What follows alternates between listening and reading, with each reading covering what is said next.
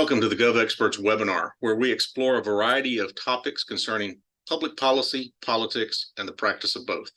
My name is Chris Britton. I'm the CEO and founder of GovExperts and your host for this episode. Today, our topic is how to grow and mobilize your personal network. And we have a wonderful expert in the field joining us, Allen Fuller. Allen is a serious and serial political entrepreneur who spent 20 years weaving emerging technology with advocacy for the principles he believes in.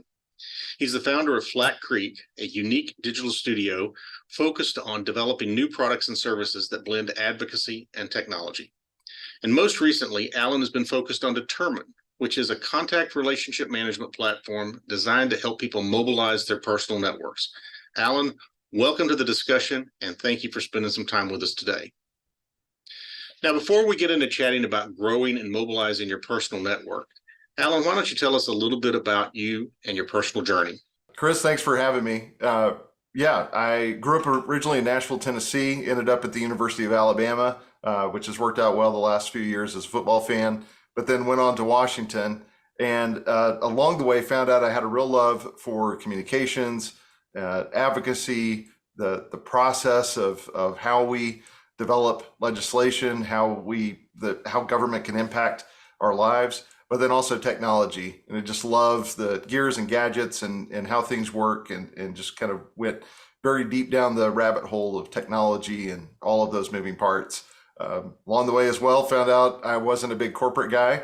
My dad was a contractor, he and his pickup truck, that was his business. And so I kind of followed suit and started my own business in 2005. And we've just been trying ever since then to weave together technology and advocacy and provide tools for people who are doing the same. Yeah, you'd think that, I mean, obviously you see the applications of contact management and engaging people. And the business community is always focused in regards to sales and otherwise. But you think in terms of like politics and engaging on issues that had been where it started but it's been kind of a little bit of a laggard, and hasn't it? In just getting people to act on what their beliefs are and then participate in our democratic processes. Can you talk a little bit about what your observations have been over the course of your career? Yeah, that's a really good point. And there's a whole old saying, it's not always what you know, but who you know. And that applies nowhere better than in politics.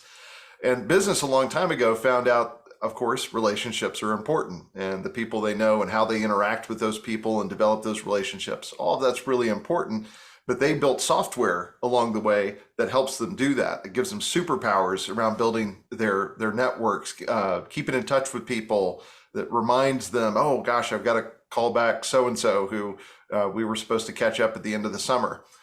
They built software that does a lot of that for them. It helps them do that. We found in politics, politics is just different enough, advocacy is just different enough, public affairs, government affairs, just different enough that those tools in the business world don't work in politics. And so when we looked around and couldn't find other options, we rolled up our sleeves and started building our own. So I have to ask, just in terms of where you started on technology, but what was your first, where did you first get your teeth cut on, and what type of computer, and what was your software? All right. This goes way back to middle school, which for guys like us was actually way back. Mid 90s, my parents bought an IBM PS2, and it's set upstairs. That's highbrow computing there.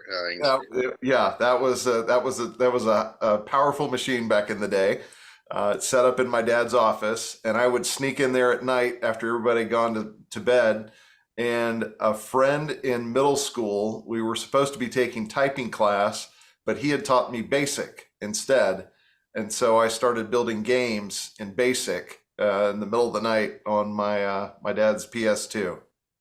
So BASIC's a very underrated language these days. But my first computer was we got it from Western Auto.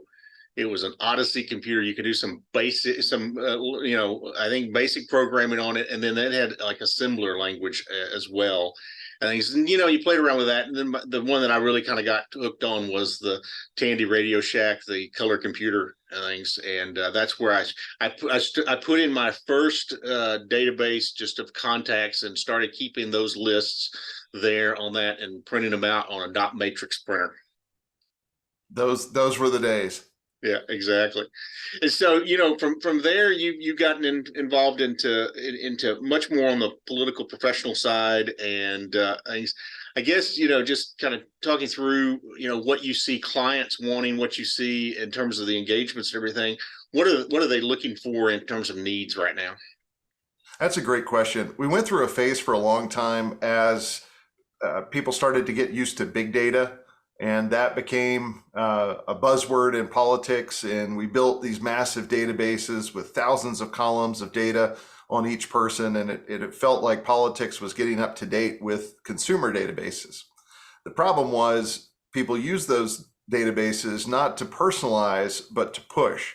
And we went through an era over the last few cycles where people were just sending massive quantities of messages, as many messages as you could, with the idea that if I just annoyed people more, they would end up doing something finally, eventually, to make the pain stop.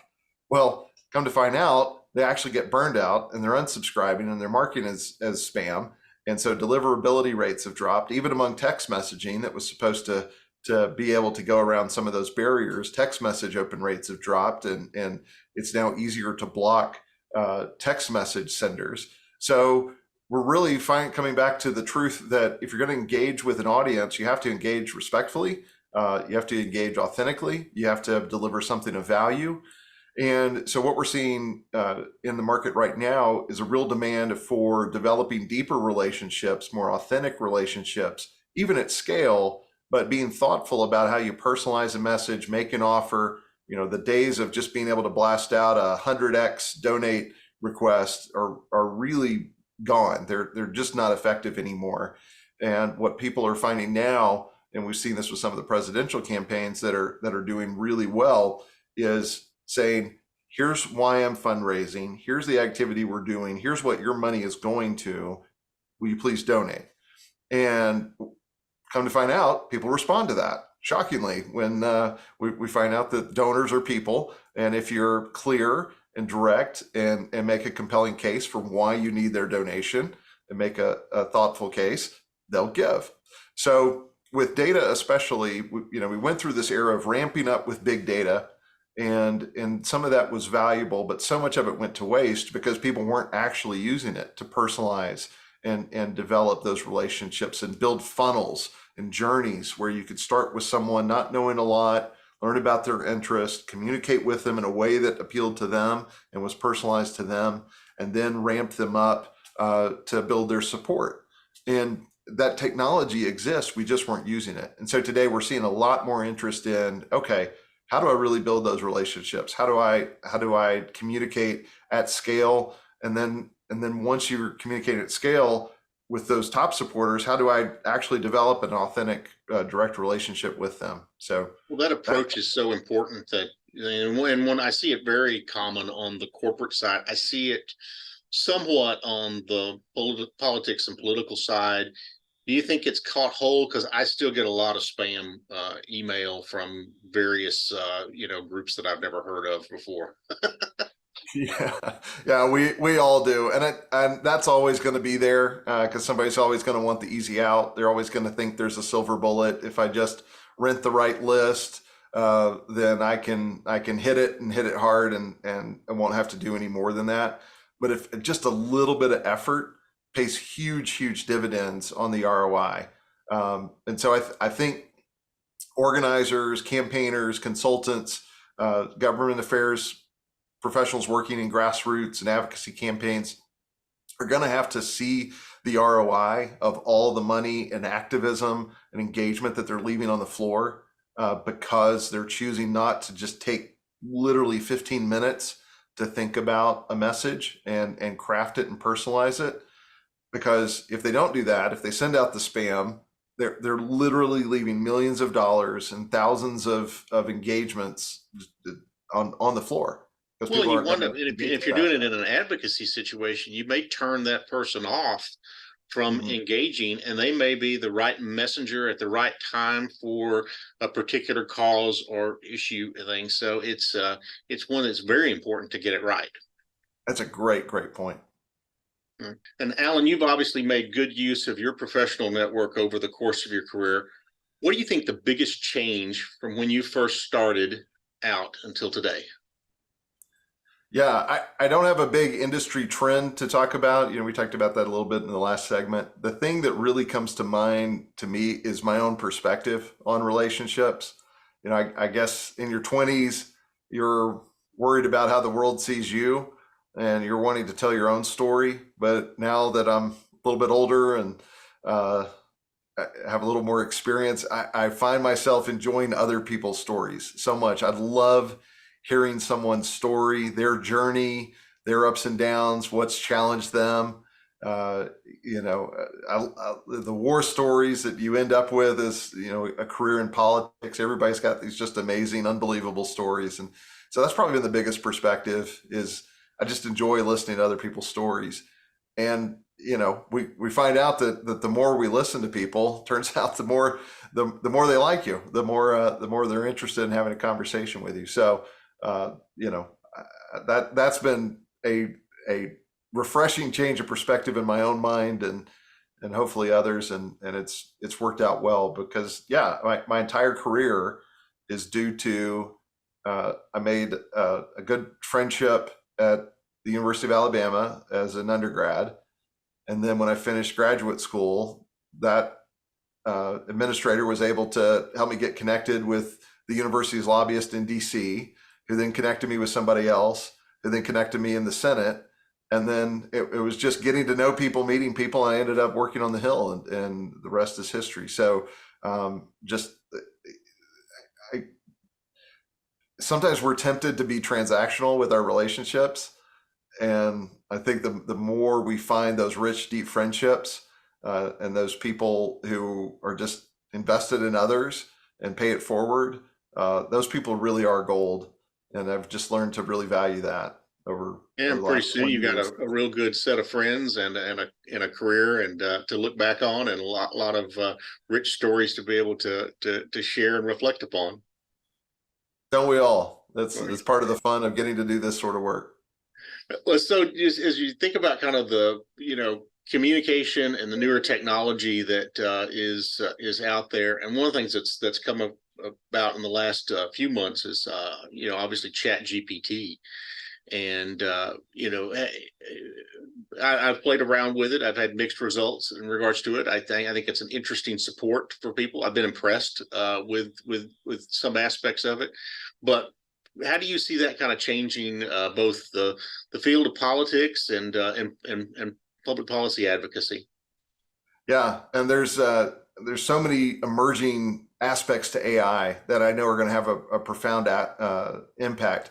We've seen every year there's a new trend, right? There's new buzzword. Everyone's trying to reinvent the energy and creativity of the internet. When the internet came online, those next few years just unleashed never before seen potential and opportunity and innovation and profit, quite frankly, and value. And it feels like everybody's been trying to recreate that for a long, long time. And none of the trends have lived up to the hype. And along comes AI.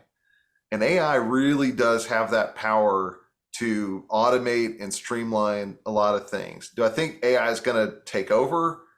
I don't go that far, but AI could be a tool. I heard a marketing expert the other day describe AI as a tool and say it may be a diamond-plated chainsaw that can fell redwoods, but it's still a tool. And so those of us who choose to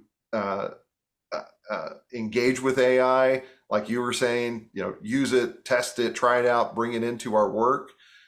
It's no different than when we learned email, than when we learned, text messaging, than when we learned to use any other, government affairs type tool that helps us research legislation or do any other parts of our job, manage our networks. AI is just this fantastic tool that helps us write faster, that helps us, do our jobs better and faster. it has to be used with caution. Like you said, sometimes the outcome is I put a problem in Chat GPT the other day, and every time I tried to prompt it, it gave me the exact opposite response of what I was looking for. Right. Now, obviously, there's a ton of ethical issues around generative AI, the images. Ron DeSantis put out an ad recently with a generated voice of Donald Trump. The ad had Trump speaking something that he had said, that it was written, but it wasn't recorded. And so the DeSantis campaign took the next step and recorded or had AI generate Trump's voice saying the thing that he had written. And so that really brings up some ethical questions, and really, I think those of us in public affairs, especially when it gets to campaign season and you're trying to get that last half of 1% to get a ballot across or a candidate across, we're going to have to stop and be really thoughtful about the ethics of what these tools are available and what they're capable of. It does beg a lot of those ethical issues, and kind of puts the whole issue of potential dirty tricks and up there with, and then the ability to do those at scale in ways that have never been contemplated or practiced before, and in a regulatory system that's quite honestly not trying to keep up with things from many years past and everything. So it is going to be something we've got to be very vigilant on in the coming election cycles. Mm-hmm. Yeah, and how we respond as professionals with these tools, I think, is going to drive how the regulations are what's available and what's not available, and how that regulatory environment takes shape, and how restrictive it's going to be is going to be how we independently respond. Yes, absolutely, and the need to act responsibly in regards to that. Mm-hmm. So, Alan, for the average citizen, is a good personal network important for them for advocating for their views? And what about the political professional, or say even someone thinking about running for office, but maybe talk about it from each of those different perspectives, and how a good network can be beneficial? Oh, that's such a great question. For the average citizen out there, it's the golden age of being able to engage with your elected officials directly via social media or email. There's used to, you had to go to the Capitol to interact with an elected official, and now you can do it online. Of course, the more it gets scalable, the more gatekeepers they create. And so for the average citizen, just being thoughtful, remembering that elected officials are people too. And the more you're able to engage in thoughtful dialogue, make your case, if it's an issue that you care about, in a thoughtful way, as you talk to somebody, and love, treating the elected official with respect, the more effective you're going to be. No one's ever left a conversation after being yelled at and said, they were right. So whether it's talking to an elected official online or in person, being respectful in that conversation is really important. Now, for those of us in the professional sphere who work in government affairs, we all know the value of the personal network, and technology has really unleashed a flood of information that's available to us. I mean, how nice is it to know that person you're going to meet with was at their grandson's baseball game yesterday, and just to have that little insight that you can carry with you into that meeting. Hey, I saw online you were at your grandson's baseball game. How'd it go? Those little nuggets are gold when you're trying to have a good, authentic, productive conversation with an elected official or other stakeholder. So really leveraging the technology and tools, the social media, the databases, certainly we've developed a solution in that space that just helps people capture all of that information, not so they can manipulate it or abuse it, but so they can build those deeper, more authentic relationships and keep track of all the information about when was the last time they met with someone, or what are the issues important to them, and just be more successful. Well, it provides such a good opportunity for giving you background and context to make your conversation more relatable with whoever you're going in. I think it can be, you alluded to earlier, having authentic communications. I mean, it can be a more authentic communication because of those, that intel and information that you bring in. We've had good luck with, using networks and individuals networks to identify folks to help advocate parts of coalitions on particular causes and issues, particularly related to rare disease, but even economic development and tax code. I don't know of an issue out there that really doesn't yield itself to where you can find more than one constituent that is applicable to it. And then if you find folks that are particularly relevant in a office holder's district, that it doesn't make a difference in regards to making it more real and giving you a better chance of success or having attention brought to that issue. Chris, that's such a great point. And what you brought up is so valuable. If you go back to the citizen's perspective, if you're a professional and you're using these tools and resources effectively to find advocates on issues that are important to you and your clients and your organization, it behooves the citizen to be a respectful, thoughtful, articulate advocate on the issues they care about, because they're going to be sought after as a member of a coalition, as someone to come testify in front of the legislature, which in turn makes them a better advocate. If they're just yelling at elected officials all the time, they're not going to get that opportunity to get more involved in the process. But if they're engaging effectively and authentically, then the smart public affairs, government affairs advocate and professional is going to find that person, pull them into the coalition, and put them on a stage where they are now more deeply involved in the process and developing the solution. So you're saying it's not really that effective to be name calling online. You've got to, use that information online, but you gotta really get FaceTime and have an authentic relationship with an office holder to develop trust and advance your issue. Is that what you're saying, Alan? This might be a revolutionary idea, but just venting may not be the best way to actual problem solving. Well, I don't know. We might be breaking new ground here. I think you're onto something. One of the amazing things about technology today, and particularly social media, is increased ability to find like-minded individuals.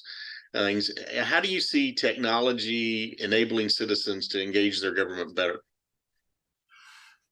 Well, there's a lot of tools out there that help organizations rally those citizen voices and get messages through, that help write a letter to your rep, help you find your elected officials. Those tools are available. I think just the messaging, you talked about AI earlier, the ability to do deeper analytics on legislation and its likelihood to pass. There's some really fascinating data being compiled and analyses and organizations now doing research on, okay, given this topic and the committee structure and everything, here's the probability of that bill passing. Or if we wait till next year, this is the probability. So you start to get some leveraging the data to get better insights on probability and strategy. You can use social media monitoring to find sentiment analysis on support or opposition for certain messaging. You and I know back in the day, polling was really the only way to get a good test of messaging. You might float a trial balloon in a comment and see how the press responded and the public responded, but really there was very limited and you had to be very strategic in the messaging. Well, now today with online advertising is a very cheap focus group because you can run 100 different ads and with 100 different messages and see which ones pop and see which ones get the most engagement and get the most support. So there's a lot of different tools available: digital ads, social media monitoring, legislative and data analysis, and then the advocacy tools that are available to help rally and mobilize those citizen voices to reach their legislators. But at the heart of it, a lot of that's around the issue, around the capital, around the initiative, the ballot measure. But at the end of the day, it comes down to that one-on-one conversation at the door, conversation with the legislator, conversation with the coalition member. That's going to actually put a measure over the top. We're going to chat about kind of tools that folks can use to help organize their network, maybe some historical things. I think I mentioned, my first foray into working with a computer and a PC was sort of keeping my contact list on what was a precursor to Excel things. I don't know how many people are still using Excel out there, but I bet you a few things. But Alan, talk about the tools that have evolved and things, what you've seen people using, and then I want to chat specifically in regards to Determine and what you put into that to develop a new kind of CRM software for political professionals.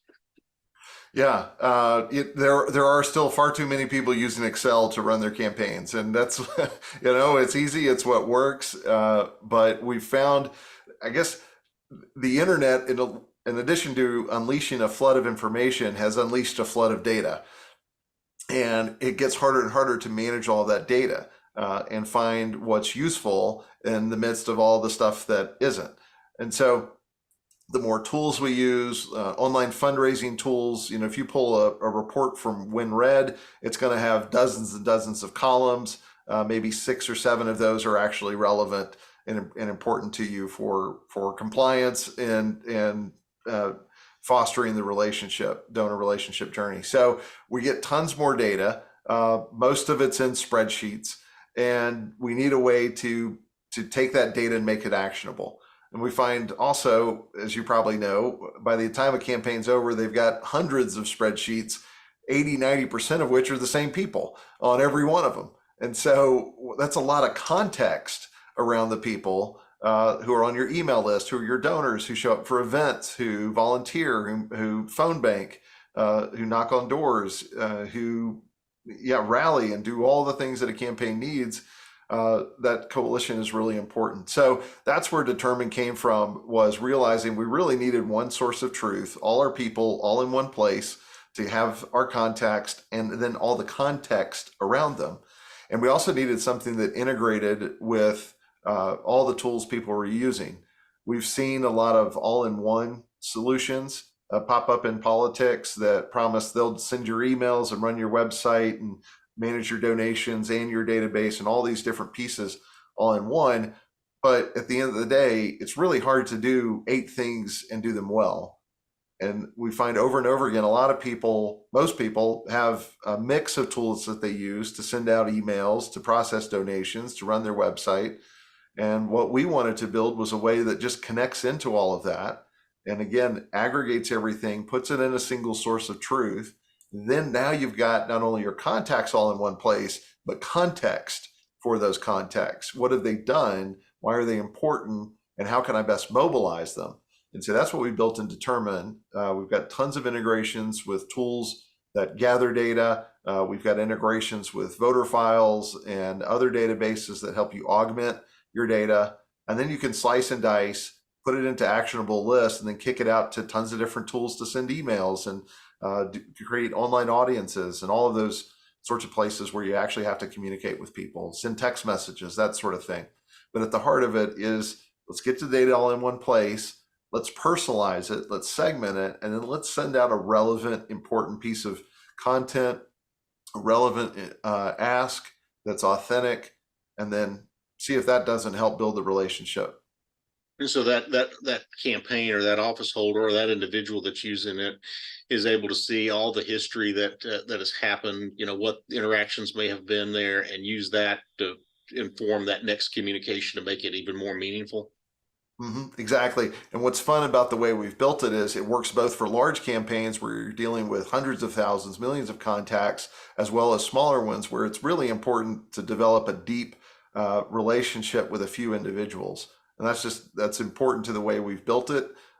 And we see people using it for both purposes, both when they've got a big advocacy effort or a big campaign effort, and they're pulling in lots of data that's running through kind of a funnel and a journey workflow type situation, but then also the people who just need to be able to keep track of a few hundred contacts, especially state representatives. For some reason, we've had a lot of success with state reps who love it because it's just an easy way for them to keep track of the people they ran into at the grocery store, people who called the office, donors, just any stakeholder who's important to them. Because at that level, we were talking earlier about the individual interactions and the importance of citizen engagement. State legislators are really at that spot where they're most accessible. They're the level of government most accessible. I think that's why our Constitution puts so much power in the states, because they're really accessible to their citizens, their constituents, and they're on the ball. State reps today are really doing some innovative, exciting, high energy work, and it's a lot of fun to see them when they come on to determine, and they've got a plan and an intention, and they're really building powerful relationships that are setting them up for a really long and distinguished career. So as a former legislative staffer, I can tell you I struggled with how we organized our constituents that were calling in, and how we tried to track that information and make sure that we were being responsive back. I mean, but it's so important too, because the information that you bring in not only is helping you to manage whatever issue they have with government, so that they so that their government is responsive to them. But then also on the political context and everything, I remember several examples of constituents that, we had worked with, things that ultimately wound up deciding to be involved and support my boss politically and things, and provided some incredibly compelling examples that were used in mail and radio and other things that helped them.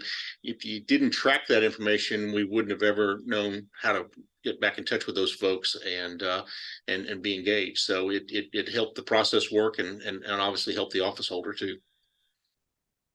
Absolutely, that's the absolute best practice on how to do this. Keep track of those relationships, those calls, those issues, and who knows, a couple of years later, you've got a bill up on an issue. You can quickly get into the system on anybody who's contacted you on that issue and mobilize them. Here's why this is important.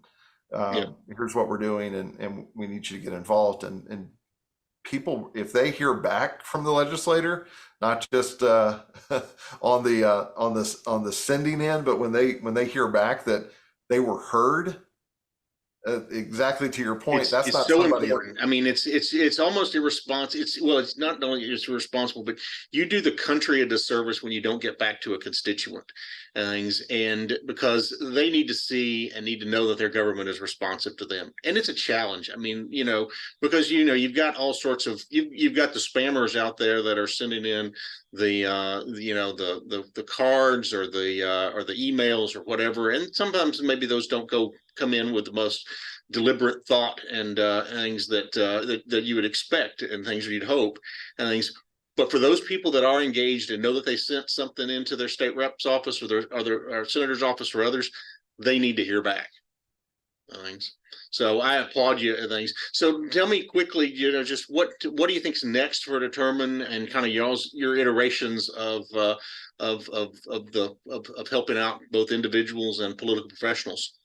Mm-hmm.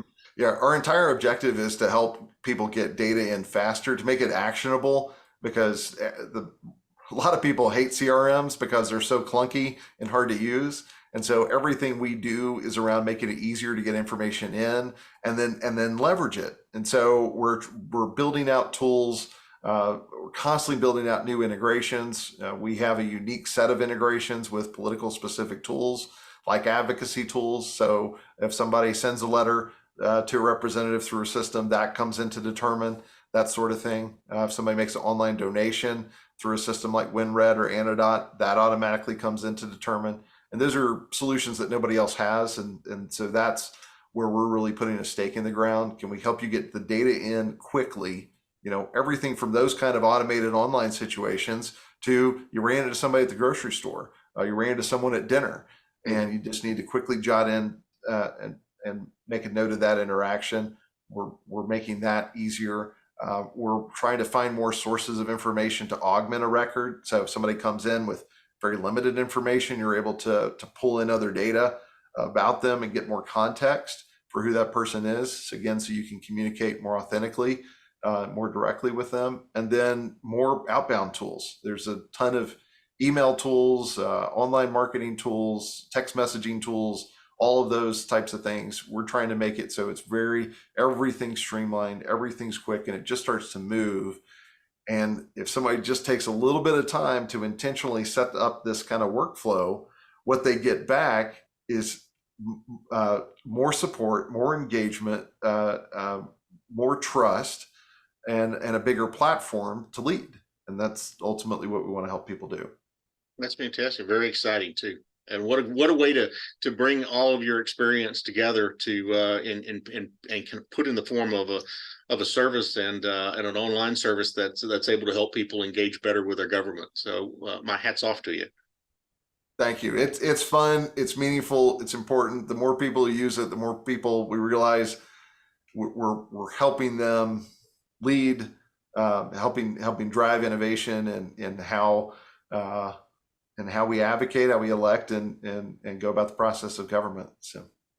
And we're going to include a link to Determine as well as to Flat Creek in the comment section when we post this, so folks can be able to learn more about you as well as the service. So thank you. As we kind of conclude here today, I wanted to ask, just as the one piece of advice that you'd want to give our viewers about their relationship management and the contact management, what's the best thing that you can tell them to do in kind of parting thoughts?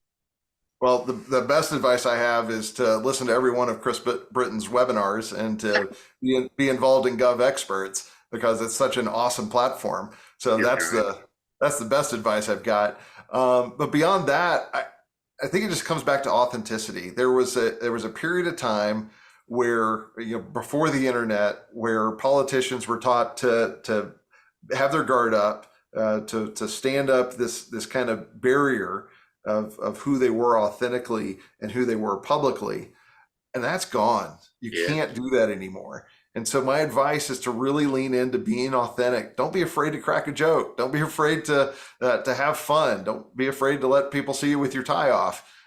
Be authentic and build connections. Listen to others, and just really focus on building relationships. That's going to lead to incredible success. That's going to lead to more support. And it's going to show the benefit in a million different ways you never expected. Just be authentic, be yourself, and lean into people. I'd like to thank our guest today, Allen Fuller, for joining us. If you're interested in hearing more from Allen, we've posted follow-up links below. For those of you who have joined us, I thank you for tuning in and hope that you found our discussion informative and beneficial. GovExperts exists to help facilitate substantive, serious discussions between and about the public and private sectors. If you like this episode, we would appreciate you sharing online and following GovExperts on LinkedIn, Facebook, and our other social media pages posted below. Thanks, and have a good day. Thanks for joining this edition of GovExperts Insights. We invite you to follow this and other episodes at govexperts.com or on LinkedIn, Facebook, YouTube, and our other social media channels.